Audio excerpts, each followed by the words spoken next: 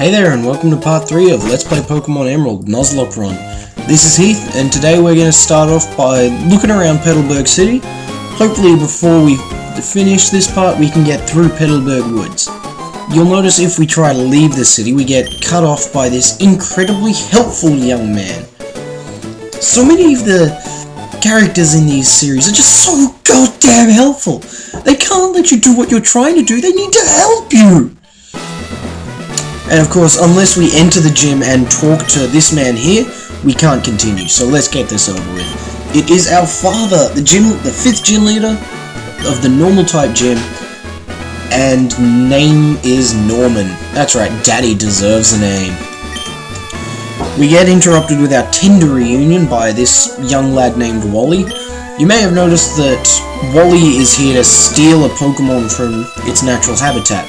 Apparently, if you aren't lucky enough to live in the little area where the only professor from each nature resides, region, not nature, regardless, unless you live there, you have to beseech the nearest gym leader for aid when it comes time to collect your first Pokemon. Bad luck to those in Blackthorn, I hear that Claire's a bitch. Now, Wally here will always find a Ralts, and he will always find an impossible Ralts. You can only find them at level 4 in Route 104. Plus, hilariously, he has managed to find one with a penis. In Diamond and Pearl, that's not so bad, because you can use the Dawnstone to turn it into a kick-ass sword-fighting psychic thing. In Ruby, Sapphire, Emerald, you turn it into a cross-dresser.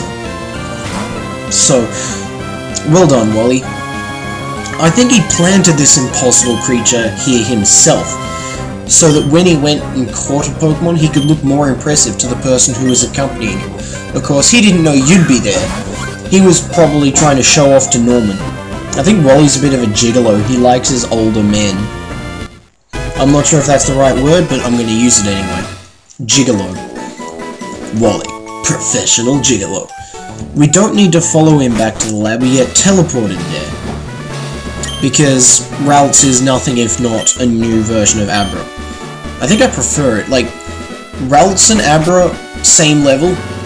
Kadabra is cooler than Curlia, and then Gardevoir is much cooler than Alakazam. I think I'll do this a lot, compare just different Pokemon archetypes. There's always, you know, the 3 starters, Fire, Grass, and Water. Oh! Dickhead approach. Bam! Wanker scale off the charts!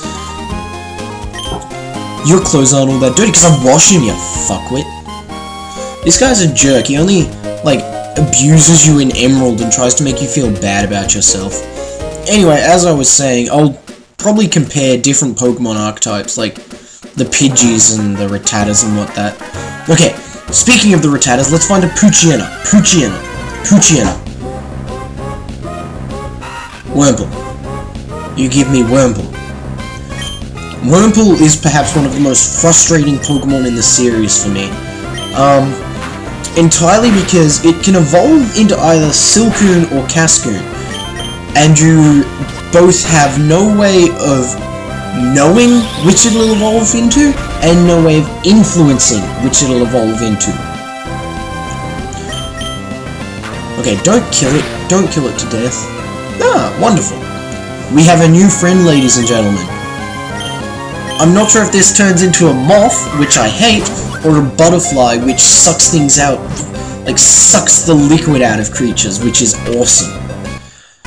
So, with those factors in mind, I have to sort of give it a fairly generic nickname. Yes.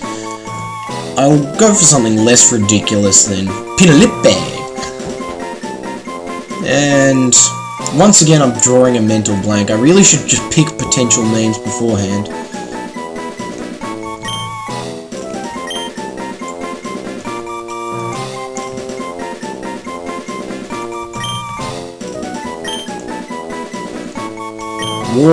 Worm Paul. It is the worm named Paul.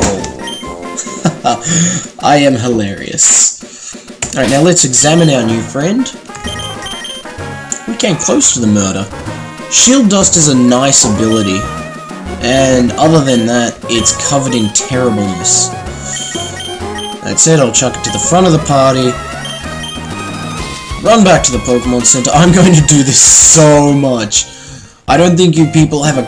Unless you have done a Nuzlocke run, you have not yet had it grafted into your brain just how often you will have to dash back to a Pokemon Center because someone's health went yellow. It is just impossible to be cautious enough. You can't be cautious enough because a critical will always come and kill you the second you think you have finally gotten ready. This kid is walking in a square. Like, if we try to run, we bump into him. So, with that in mind, let's just push him off course. And for hurting him, he will try to hurt us. Physically. With monsters. In his pocket. I checked! Zigzagoon evolves into Linoon, which is actually a pretty cool Pokemon.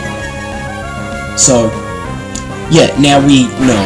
You probably still knew, but I didn't. So, I'm gonna send out Nuzlocke because Petalburg, I suppose he's partially more suited to this because he uses a water type attack, which still does special damage, so Growl won't bother him. But I want Nuzlocke to be better than everyone else, and I just want it to evolve quickly.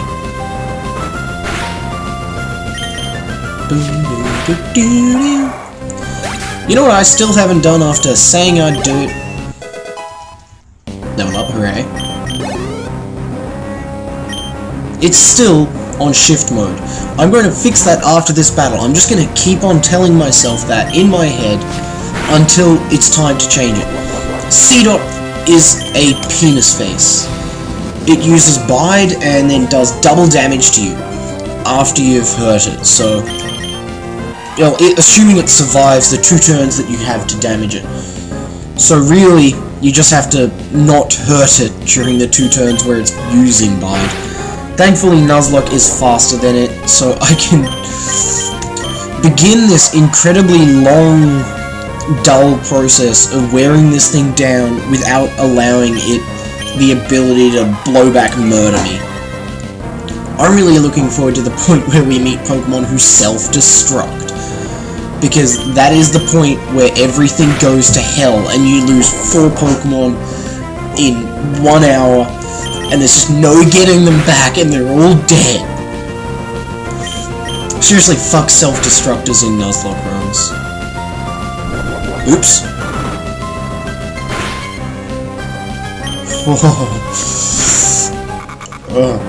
That worried me. I suddenly just drew a blank as to how many times I'd attacked it then. Take that, bitch. Now we have Ember. Now, both Nuzlocke and Petalburg can use both physical and special moves. Having special type attacks this early in the game is actually fairly useful because most of your opponents will be using Growl. You can get away with just hammering at them with special type attacks. I don't know why there's a bug catcher there. And this guy fished up a magical Pokemon with a special quality about it. That quality is known as Inherent Rage. Magikarp are some of the most just pointlessly angry things on the planet. I mean, get one to level 100 and that will flail the shit out of anything that comes at it. I'm not sure how many of you would have seen Sir Snoopy's video on Newgrounds, playing an epic battle between Gary and Ash and their mini Magikarp. I'll link you to it because it just loops with multiple possible events to happen and it's just amusing. Like, oh no, splash attack! Quick, counter attack with your splash attack! And it's all said in those voices and it just goes on and on with splash attacks and the occasional hyper beam and Pokemon changing. Alright, Worm Paul is just gonna wear down this little fella. Magikarp aren't worth much experience. I'm not sure what the equation is used to work out how much experience you get from a given enemy. That's probably something I should research, and I can tell you in a later part. I'm actually not sure how much you want to know about the in-depth mechanics of the game, but there's something that I can blab on about for a while and just fill time with, so you're going to hear about them. Poison Sting, one of the most terrifying moves in early Nuzlocke runs. I believe I touched on this earlier, that a Poison Sting will kill you. A lot. In here we find an old man and his bird. Or should, but won't yet. I suppose we have to return there later. This girl, you know, tells us about old man. I mentioned the very difficult Nuzlocke runs in the first part, and told you how when you do a very difficult Nuzlocke run, you're only allowed to buy items, and you can only go to a Pokemon Center once before it shuts down due to the economy or whatever. Emerald version is probably, well, Ruby version is probably the easiest game to do a Nuzlocke run, because right from the start, you get people like her, who have full restores and give you lots of money when they lose. Alright, let's get lucky. Let's get lucky.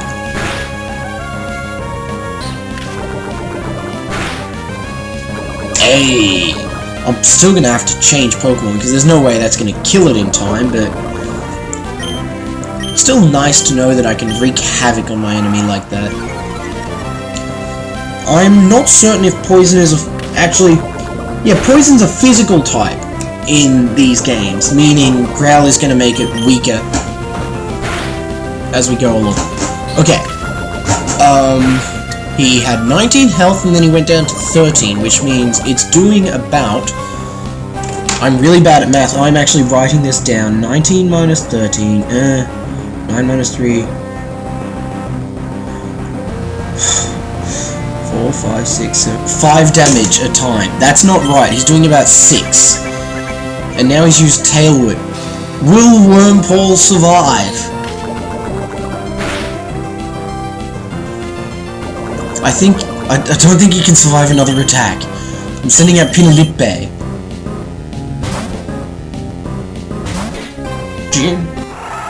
And he uses Growl. Thank you for that. Now this little lady is going to go ahead and use her full restore that I mentioned earlier. So now Zigzagoon is no longer poisoned and is back at full health. Thank you for extending this incredibly dramatic battle. Observe as I use the powers of time and space. This isn't a speed up effect. This is actually an effect of the Visual Boy Advance. You can speed it up whenever you like. And now we've dealt with that threat without ever losing hit points from Petalburg.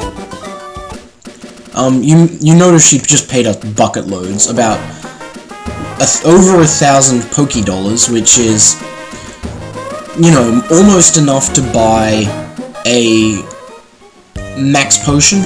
I think they're 1,200. So that's certainly a useful, you know, thing. Time and space, go!